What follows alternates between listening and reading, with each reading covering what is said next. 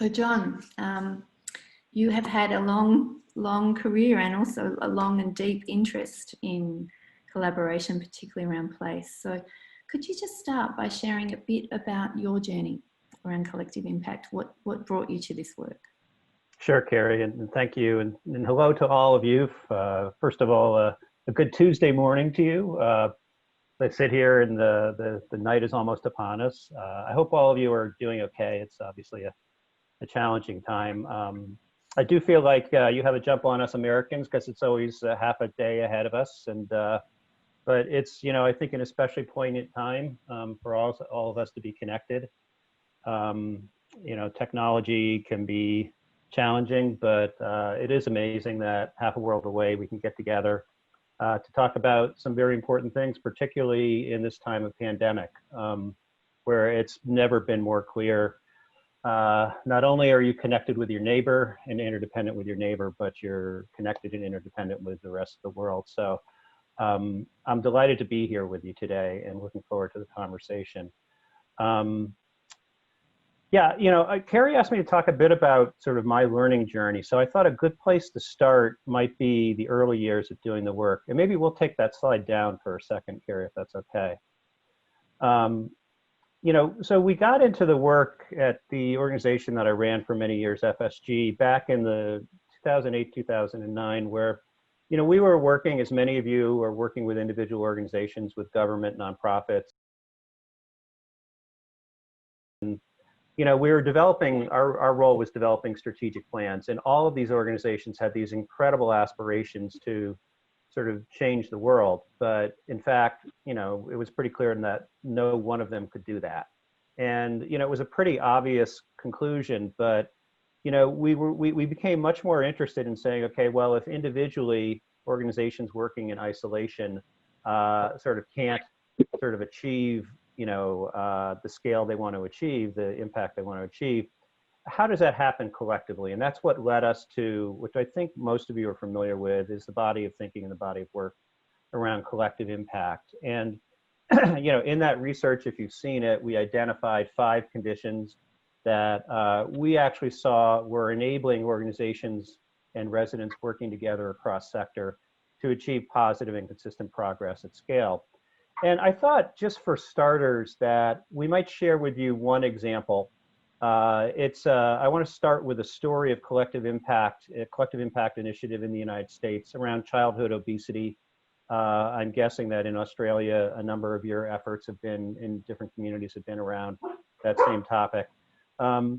This particular initiative called Up Somerville, and we'll show a video in a second. It was actually one of the first examples we researched. If you read the collective impact article, we actually profiled it there. And I like this example because, one, there are very clear results. You'll hear them talk about results in 2 years of actually sort of statistically reducing the incidence of childhood obesity in this community of 80,000 people, childhood obesity among 4th graders. And that's very quick. If any of you have been doing this work, 2 years to actually see an outcome. We're going to intersect with this initiative 10 years into it actually being around. And what's interesting is it's evolved over time, as many collective impact efforts do. And I think that's sort of a message that we want to take forward, from being just a childhood obesity initiative to being one that's really about healthy lifestyles for everybody. And so you're going to hear a lot about that. You'll hear from 2 people, one, Chris Economos, woman, at the beginning of the video, and she actually was sort of the initial backbone leader and one of the catalysts for this. And then you'll hear later from a guy named David Hudson, who 10 years in was the backbone leader at the time. So if we could just roll that. Back in 2001, the children in Somerville, like many communities around the country, were presenting with overweight and obesity at higher rates than we would expect. Complex problems like childhood obesity really require complex solutions, and using the methodology and model of collective impact is extremely important. You really need people working together in deliberate ways. You can't just bring a group of people to the table and expect magic to happen.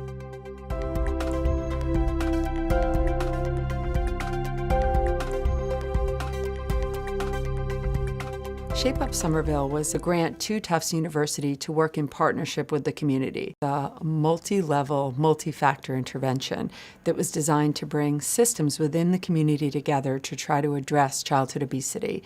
Shape Up Somerville is the backbone support for creating a healthy community. So we are really a convener bringing all these partners together. We have this common agenda to build and sustain a healthy community. We did various interventions from morning till night that affected the children to increase their access to physical activity and healthy eating. There were many mutually reinforcing activities. We made sure that all the different systems and organizations that were involved saw the benefit for them as well. So we didn't ask people to just do the work of obesity prevention without benefiting within their own organization. Through continuous communication, we use multiple sources of communication, including social media. There were community newsletters, there were parent newsletters. We were always at meetings updating the community and the stakeholders about what we were doing. Over the course of one school year, we were preventing undesirable weight gain by about 1 pound, and we continued that over 2 school years. We also saw behavioral changes like a decrease in sugar-sweetened beverages, a decrease in screen time, and an increase in participation in physical activities, sports, and recreational programs. Shared measurement required a lot of different people to come together. So at every level, we had an evaluation going on that collectively showed we were able to transform the community. We went out to take an entire community with multiple systems and levels and bring everyone together around a common goal. And I'm thrilled that the community has sustained the activities and in fact expanded them significantly. We recently produced a BMI report that was over 10 years of data. It showed in 2010 through 2011, when we looked at kindergarten through 7th graders, that the proportion of obese students decreased significantly. We used the data to really guide the direction of Shape Up Somerville and the various interventions we're doing in the community. There has been a culture change in Somerville around creating and sustaining a healthy community. That has included things like 30 miles of bike lanes and bike sharrows that have been added under Mayor Curtatone. It also includes adding 17 renovated and redesigned parks. Shape Up Somerville isn't really a program, it's more of a strategy where partners in multiple sectors, so education, healthcare, the business sector, nonprofits and community-based organizations come together through this common vision or mission that we have to create a healthy community.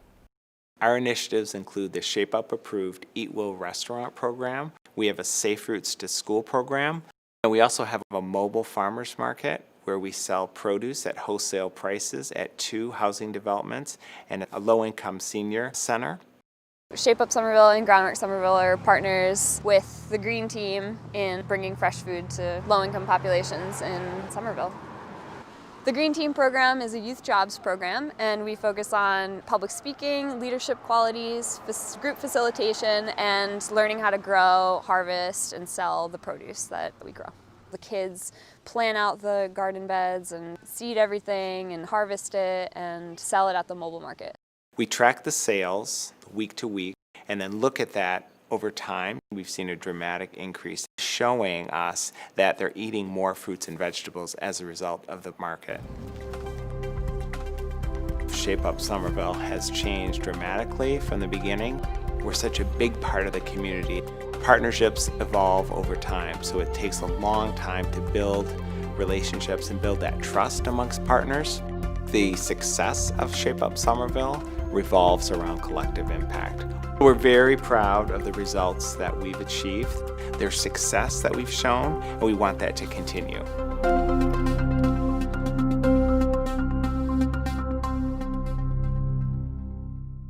I thought both David and Chris were very articulate about this work, this very complex and challenging work. And David at one point says, we're not a program, we're a strategy. And then Chris talked about at the beginning, this is multi-level, it's multi-dimensional, it's multi-system. And, so there's a lot going on here. But this is a wonderful case study and story of something that not only succeeded at the outset, but has continued, over, at this point, over than a decade. And I think when the work goes well, it looks like that. In my learning journey, in terms of doing the work, I think one of the next things that was pretty amazing to me, and perhaps some of you have experienced this if you've been involved, is that, once you start this work, and they talked about the 5 conditions and coming up with a common agenda, and getting players from, all different, they say, if you want to change the system, get the system in the room. That means getting representatives from all the various dimensions.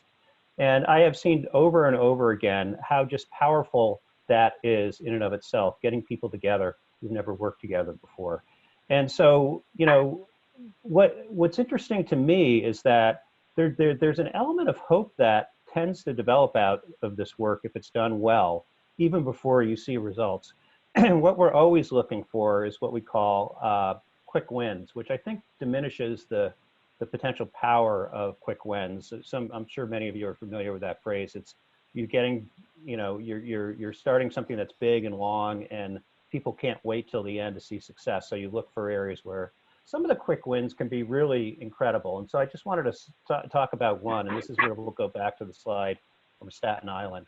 Staten Island is one of the 5 boroughs, so it's one of the 5 sections of New York City, including Manhattan, Brooklyn, and others. And we started working on Staten Island as this sort of a borough of 500,000 people in 2011. And at that point, as you can see, one Staten Islander was dying every 5 days of opioid-related death. Now, I'm not aware of how challenging the opioid crisis has been in Australia. In the United States, has been devastating to many communities. Some of you may be aware. But this was actually even before the opioid crisis caught hold in the United States, that, Staten Island was sort of in a really challenging situation. And the collective impact effort was around basically, reducing drug use, and in particular opioids. And at the time, we had, pulled together sort of one working group that was focusing on the continuum of care, from when, youth were referred to in treatment and then into recovery. And in the room, 2 members of the system, we had the head of the police chief and a senior mental health care expert. And they were talking, and the police chief said, he was lamenting the fact that his first responders, the people first out when an overdose was reported, were often arriving too late, and the young person was already dead. And the senior mental health care provider, can we go to the next slide, said, there is actually a drug, which some of you may be familiar, called naloxone. It has a nasal application, or version of it that you can actually spray in the nostrils. And when you put it in the nostrils, or if you inject it, it'll actually reverse the effects of the drug. And he's like, well, why aren't my first responders using that? He said, well, I don't know. And he said, well, we're going to use it. So he started using it. Within 18 months, they had lowered the number of deaths by 40% in terms of overdose. New York City said, well, why aren't we using it as a whole? So they started using it. New York State said, we need to be using it. The federal government, this is under President Obama, ultimately appropriated several $billions to pay for this particular drug in communities around the country. And that all came from one conference room with 2 members of the system who never spoke to each other. And I have seen this happen countless times in this work, that if you do get the system in the room, some real extraordinary things will happen. And you can't even predict it.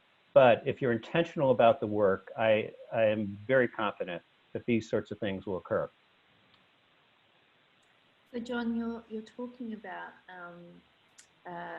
seeing work emerge through collective impact and with a particular focus on results, and the results that early wins can bring.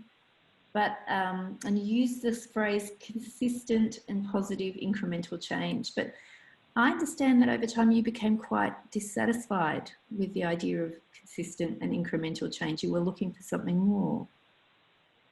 Well, what I was noticing is that in a lot of the collective impact efforts that we were involved in facilitating and others that we were researching was kind of a peculiar anomaly.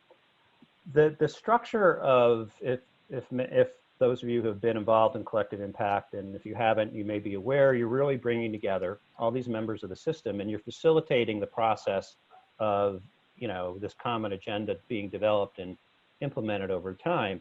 And it is a systemic, what I'll call a container. It's a great container for doing systemic work. But what I was seeing, both in the efforts that I was involved in and others, is that the groups were coming up with program strategies, not systemic strategies. So they were working really hard collectively, and they'd say, great, we found a great after-school program. We want to see if we can scale that. They'd say, more people need to know about the resources that exist, so let's put out a resource guide. How many times I've heard that? So looking at this, we're saying, okay, we've got this great systemic structure to do the work, but we're not going deep enough in terms of systems change strategies. And I realized that a lot of people didn't really know how. And in fact, you bring up the word systems change and people say, yeah, we want to do that, but they don't really even know what that means. And I also came to the conclusion that I didn't really know how to support communities in getting deeper on systems change. And so that's what led to this, we fondly call it the upside down triangle of thinking about conditions. But, first was, how do we actually describe what systems change is? And before we even came up with sort of, our picture of systems change, we said, okay, we've got to describe systems change in a way that people can hold on to. And I looked, around the world for great definitions and didn't feel like we had to come up with one. And this definition actually comes from Social Innovation Generation in Canada. And they said systems change is about shifting the conditions that are holding the problem in place. Shifting the conditions that are holding the problem in place. And I felt, at least for myself and others that I talked to, that this was an evocative, it was a visual way for those of us that are doing this work to see what's going on. So even if you put an awesome program and you target it right into the community, if the conditions around it, if the context, if the right policies are in place, if there's, if there's sort of a racist narrative, et cetera, that we won't be able to actually advance the success of those programs. So the first was really just coming up with sort of a definition. And then we got to, okay, what are the conditions that you actually want to change? And there's not one condition, there's not 30, but through our research, we said, okay, there's basically 6. And the first occur what we call the structural level. These I think are pretty self-explanatory to folks. Policies, and that's both policies that are legislative, and then also policies that occur at an organizational level, like school discipline, for example, in education. Practices, around teaching and learning, et cetera, and then resource flows, and that's both dollars and information. So we said that's a structural level, and you can see that. You can research that. It's pretty clear if you wanted to go and figure out in a community what the policies, practices, and resource flows are. If you spend enough time, you can get at it. Then we said there's one level deeper below that. And that's what we called the relational level. And that's around relationships and connections and power dynamics. Let me just give you one mini story about the power of relationships and connections. There was a researcher in Chicago wanted to understand what drove academic performance. So they researched 100 schools over a 10-year period. And they looked, academic performance in this case was defined as improvement in math scores and reading scores. And after 10 years, they looked at what they had and they said, what are we seeing in terms of what drives performance? And it could have been things like more effective professional training for teachers, could have been more effective curriculum. But the number one thing that drove performance was what they ended up calling relational trust. It's when teachers and students and administrators and parents got along well, when they trusted each other. That actually drove academic performance. And when they didn't trust each other, they couldn't even pull off a birthday party. And so that is we often think about relationships and connections as being soft, but they are serious drivers of change. Power dynamics, I think most people, I'm guessing, are familiar with that. You may even be familiar with the sort of the notions of thinking about sort of power over and power with, and how do we build power, which I would say is sort of the capacity for marginalized voice to speak. How do we share power? And then that's sort of, if we're in power, how do we engage in co-creation? and how do we wield power? How do we advocate for others to have equal voice? So very critical part of systems change. And then the deepest part of systems change is what we call mental models, the transformative aspect of change. And this is basically, what are the belief systems that you have that actually inform your actions? And on another day, if I have another time with you, we could go much, much deeper on any of these, and particularly mental models. But I think the important thing, there are a couple of sort of things to take away from this. One is that, my experience has been that, the majority of sort of mainstream social sector efforts around systems change occur at the structural level.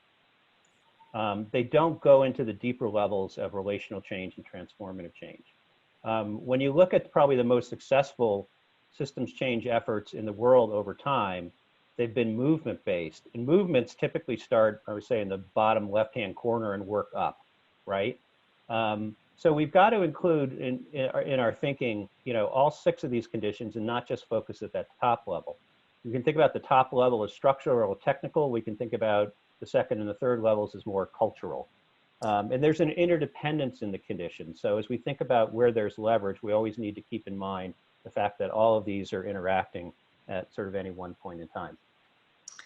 So John, this is the system, your framing of systems change has been picked up the world over, and it's it's an encompassing frame. What would you say about how this relates to place-based change? So, yeah, I think both systems change and collective impact are probably at their most powerful, in my mind, at a place-based level, and there's a couple of reasons behind that. One is, I just talked about relationships and trust. They're the foundation of social change. They're the foundation of systems change. If you and I are 2 neighbors on a lake and we're of different political persuasions, and the lake is polluted, we'll figure out together how to actually clean it up. We can, aside from the pandemic and sheltering in place, we can literally at a place-based level bring the system in the room, which is much more challenging regionally or nationally. It's easier at a place-based level to see the system, to see the interdependencies. When we think about the interrelationship between a child's sort of educational outcomes and health outcomes, that can seem fairly abstract. However, if we go into our schools and we see the children that show up hungry can't concentrate, we can actually see that system interdependency, right in front of our eyes. There's an understanding of history and culture that is so important to this work of systems change, of social change. And we can see that, and we know what the history is in our communities. And we know that if we had a poor, if we've been collaborating really well for years, then we can move more quickly. If we have, poor collaboration in our community, we're going to move more slowly. So, history and culture are so critical to this work, and we can see that at a place-based level. And it's also easier at a place-based level. This work is long-term, as I think many of you know. It takes 3 to 5 to 10 years. So to see those quick wins, to see that incremental change, to see change at a system at a behavior level before you see it at an outcomes level, much easier to do that at a place-based level. So I think, systems change and collective impact are so powerful, arguably at their most powerful at a place-based level. And John, when you've talked about and published around the triangle, the water for systems change, I've heard you speak about that to lead this type of change requires a particular type of leadership. You've used the term systems leadership. Can you say some more about that? Yeah, thanks, Carrie. So, one of the other things I think we were seeing as we were trying to get a sense of what really drove change in collective impact efforts was that often when we were looking at communities that were comparable and those that did better and those that did not so well, the big difference was leadership. So that became an area of sort of examination for us. And it was interesting, at the time that we were looking carefully at that, we were actually contacted, and I'm so grateful for this, out of the blue by Peter Senge. And some of you may be aware of Peter Senge, who is, for me, he's one of the seminal thinkers, system thinking thinkers in the world. And Peter was interested, we got together and he was actually interested in exploring this. And the way we thought about it was, there's leadership around an organization that is driven by some level of hierarchy, right? We know who's in charge. But when we're talking about social change, there is no one individual, there is no one organization in charge. So we need to think about a different, or at least an evolved type of leadership. And that's where Peter came up with the term of system leadership, so we could distinguish it between organizational leadership. And so we went deeper both in our research and our dialogue and tried to get a sense of, what are the key capacities when you're trying to lead in systems change. And we said, system leadership is really about catalyzing collective leadership in others. It's about catalyzing collective leadership in other leaders. And so what do you need to do that? And so that's where we came up with the frame that maybe, Carrie, we can put the picture up. Oh, before we do that, I think we've got Danella, if I'm not mistaken. Yeah. No? Yeah. Let's just get there. There we go. Yeah, let's look at Danella. So Danella Meadows is one of the sort of seminal thinkers in systems change. And here's her quote: "We can't impose our will on a system. We can listen to what the system tells us and discover how its properties and our values can work together to bring forth something much better than could ever be produced by our will alone." Danella wrote a seminal text some of you may know called Limits to Growth. And still a pretty profound text. But this is just a wonderful and a beautiful way to say, nobody's in charge. The system is something that we really need to work with, and with our values and what we can bring forth. So this is the spirit we went into saying, okay, what are the key capacities for leading in systems? And we identified 3, which I think are on the next slide. And if you read the piece, The Dawn of System Leadership, this is the frame that we introduced into that. And I'll just go through these reasonably quickly.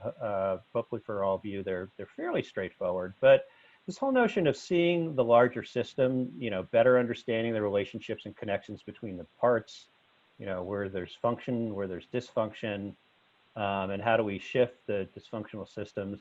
I mean, I come back to this time and again, if people are coming in with different sort of understandings of what's going on in the system, and most time people don't really sort of get to sort of the systems thinking level of the work, that's kind of where you got to start.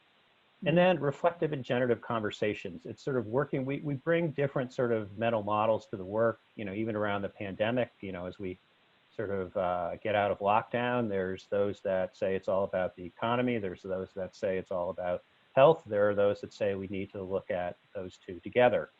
Those are different mental models. And how do we make meaning and arrive, at something that, works for all of us? And then, primarily a lot of us, and I'll include myself in this work, we're reacting to sort of what's already broken, as opposed to being aspirational and saying, what is the world that we want to create? And that's both for you yourself, and then in terms of building a shared vision.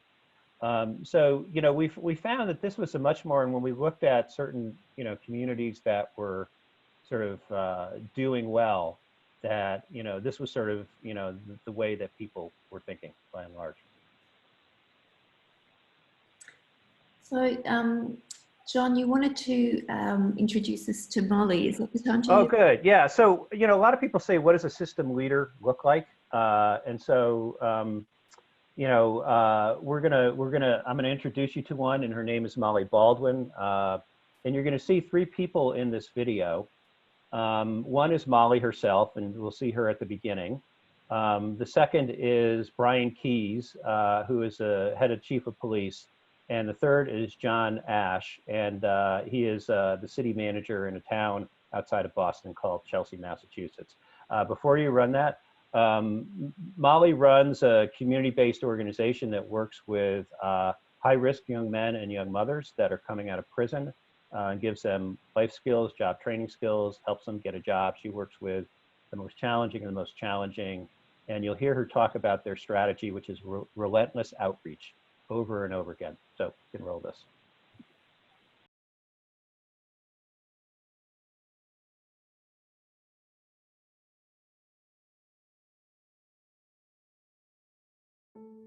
ROCA is an intervention model for very high-risk young men and young mothers in Massachusetts, and we build long-term relationships with young people and try to help them make the changes they need to succeed in their life.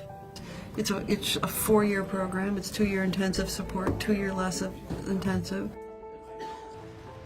Our outreach is relentless. That's kind of what we're known for, relentless outreach. We're just sort of paying you know what and follow people around and bang on the door and find your friends. We stay in relationships and use our relationships with you as a vehicle for change. Then, you know, we really essentially have built a Get Your Life Together school based on life skills and education and transitional employment. Set the fence for 5 inches, all right? We were sort of a classic street outreach, youth worker, pain in the butt, in your face, I'm right, you're wrong, fight the system, love the kids, mad at the police, mad at the schools, self-righteous kind of classic individual I was in organization.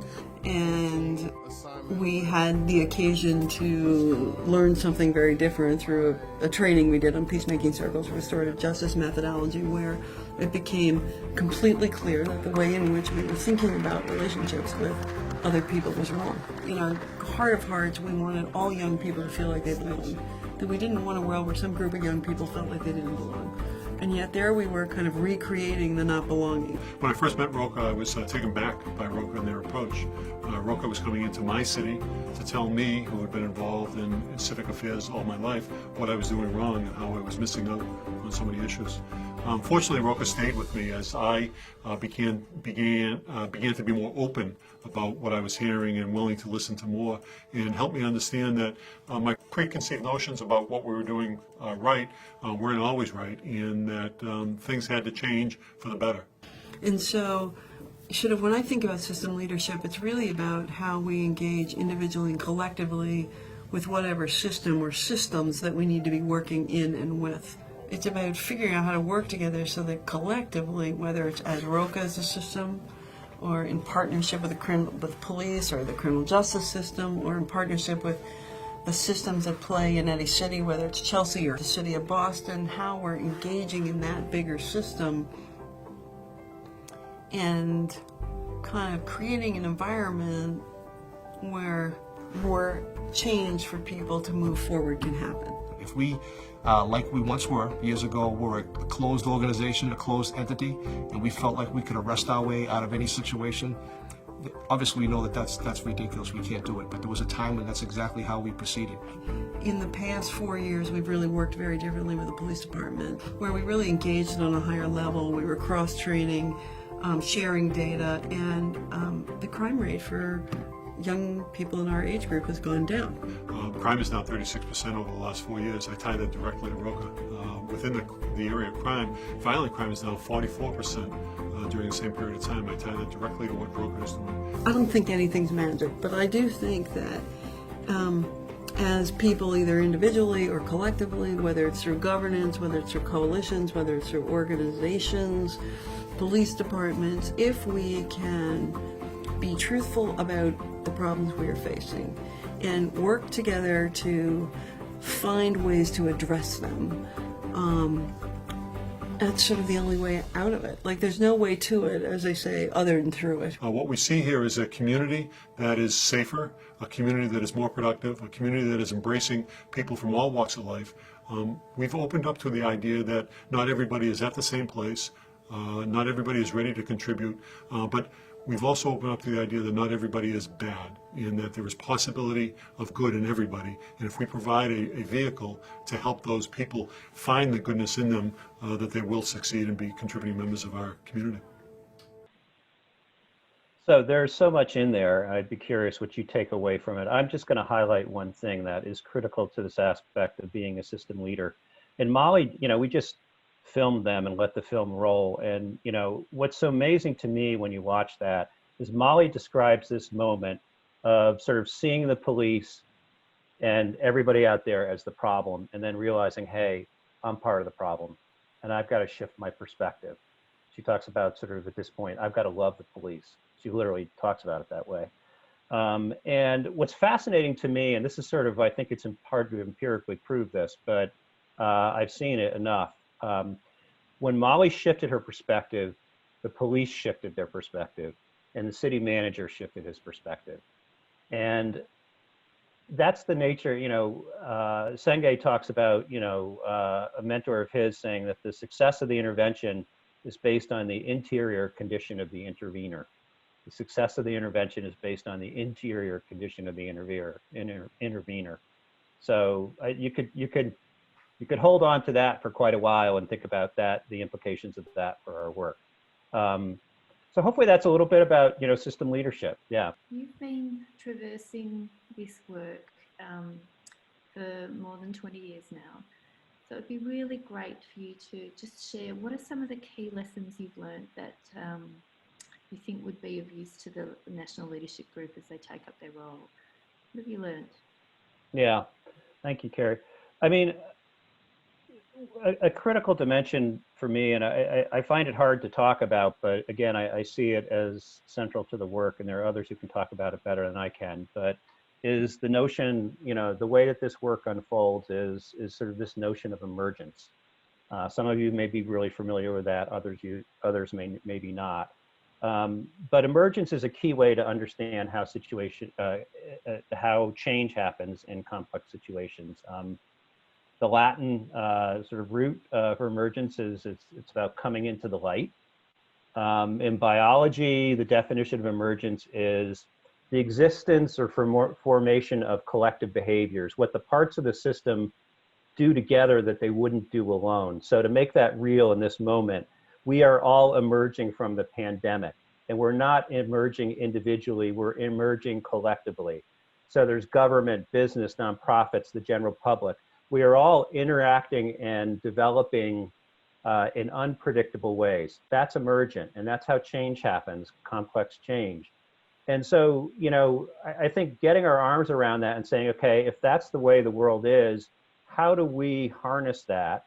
And how do we work with that, as Danella tells us, Danella Meadows, to sort of, be alongside change and to nudge it along. The work in Stronger Places will progress through an evolution of emergence. So, a lot of times when I'm trying to figure something out, I'll go someplace else that maybe isn't the work that I would do to see if I can get an answer. And I'm going to give you a metaphor that I've found pretty helpful. And it comes from Atul Gawande. And some of you may have read Atul Gawande. He's a brilliant writer about many things, including systems change and complexity. And Atul is, let's just focus on the skyscraper. Atul lives in the Boston area. And he's got a lot of really interesting work in really helping the healthcare arena better understand how to deal with complexity. He did, for example, he looked at how do they reduce the mortality of rate in surgeries, which ultimately his solution reduced it 40%.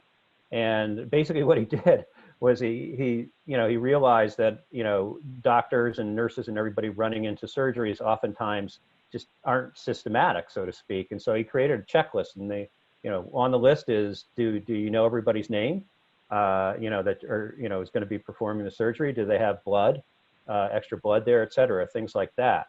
And so one of the other things as he was trying to look further into sort of this notion of how do we use complexity, he was walking one day by a skyscraper, and as he came to the skyscraper, he said, well, I wonder how they build those things. That's a pretty complex operation. So he went in, he spent time with people around that. And, he found out that there's, never one master builder. There's actually 15 different trades that go into building a skyscraper. You've got 4 types of architects, 5 types of engineers, 7 types of contractors. And, they all feed their plans and everything into software, and that's great and everything. But what happens when, like, you get to the 22nd floor and it's actually kind of tilted or something because it wasn't done right? What do you do then?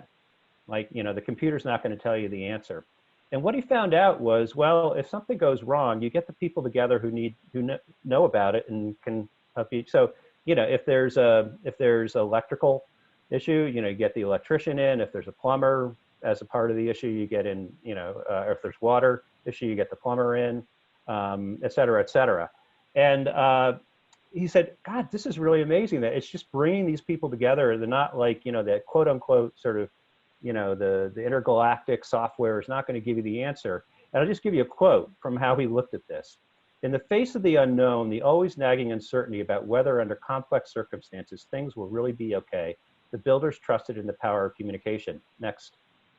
They didn't believe in the wisdom of the single individual or even an experienced engineer. They believed in the wisdom of making sure that multiple pairs of eyes were on the problem and then letting the watchers decide what to do. Again, letting the watchers decide what to do. This is a sense of how people deal with emergence in complex situations. It really is about people and people who know what's going on. So we'll go to maybe, yeah, I think, so that's one. Yeah, so I think but why don't we go to the next slide, Carrie, if you're okay. So if we think about emergence and we think about complex systems change, and again, this is something that, you know, we could spend hours on, but I just sort of thought I'd put this in front of you.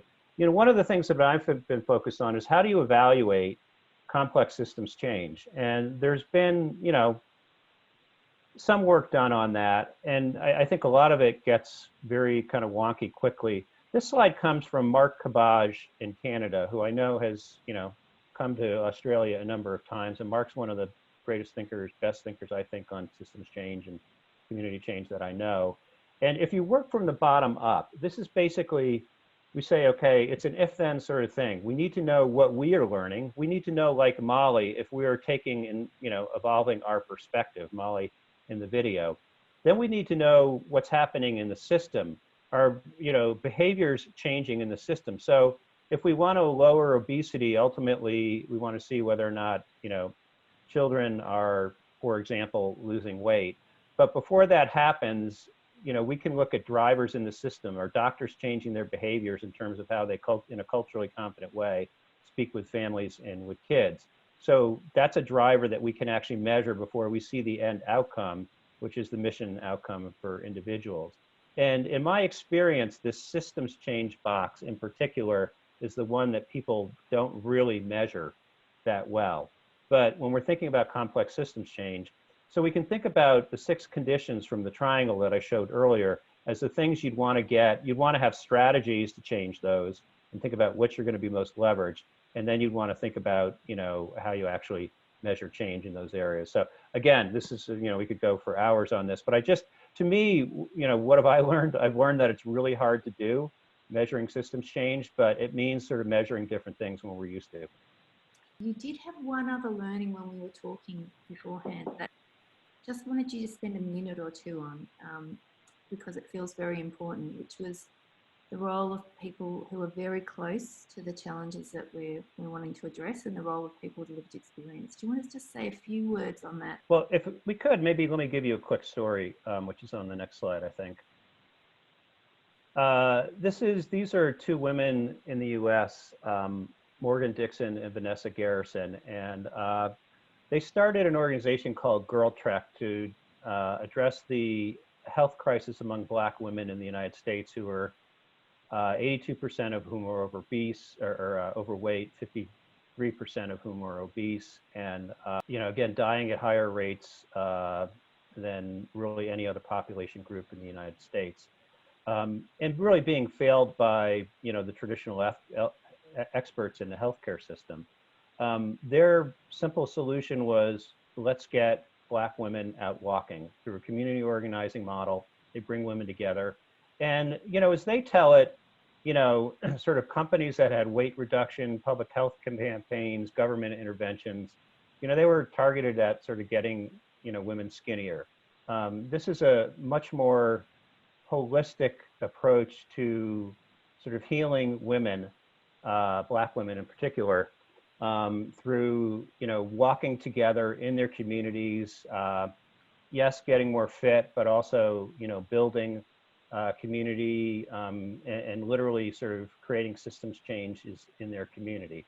It's a solution that even the health experts in the public health system said they would never have developed. And it came from, you know, those we talk about folks like Vanessa and Morgan as proximate leaders. And I think what this is so critical when we think about the work of collective impact and systems change, that, you know, if you asked me 10 years ago, and I'm not proud of it, I would have said, yes, we need to sort of engage, you know, the people that sort of are harmed by the systems that we create. I think we need to put them front and center in terms of those that are developing solutions. And so if you look at sort of the way, if we can go to the next slide. And so I think we're early days in what I'd call centered collaboration. I think we can accelerate that. I'd love for you all to think seriously about how you accelerate that. And I think we don't have, you know, great models on how to do that. I've seen it, you know, aspects of it here and there. But I think that's, you know, I think that's where we need to head if we want transformative versus incremental outcomes. Great. Thank you, John.